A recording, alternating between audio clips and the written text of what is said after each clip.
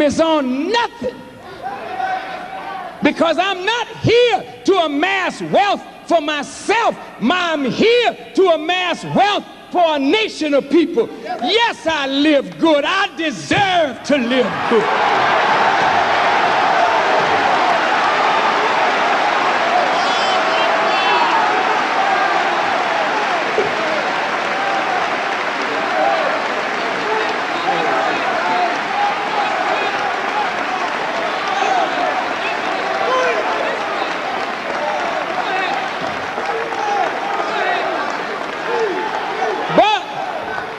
You don't know the Louis Farrakhan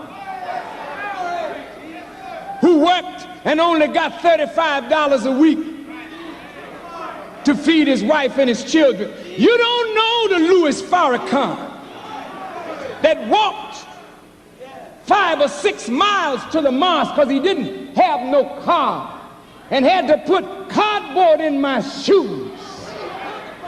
You don't know the Louis Farrakhan that couldn't buy a suit for 9 years, a new suit. You don't know the Louis Farrakhan whose brother had to bring him old used suits in the trunk of his automobile that I would dress in them for $5. You don't know the Louis Farrakhan whose children had to live from the Salvation Army and bought dresses and whatnot for 5 and 10 cents. And would take clothes that people left on my doorstep. You don't know what I suffered. But I didn't come into this for no money. I never was no man that loved money. You don't know me. I want to acquaint you with me.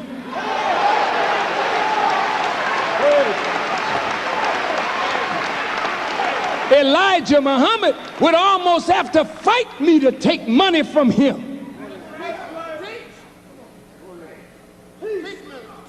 This is true. He offered me anything I wanted. He said, just call me. How many of you would have been on the phone all night?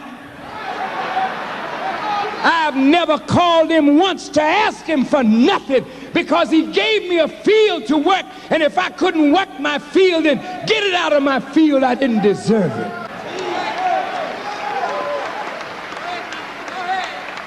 You don't know the Louis Farrakhan that went down in Faneuil Market in Boston when the market closed and they throw food in the streets, and me and my wife with little bags would put the greens and whatnot that we picked up in the street in the bag and go home happy because we had enough to feed our growing family. See, you don't know that Louis Farrakhan.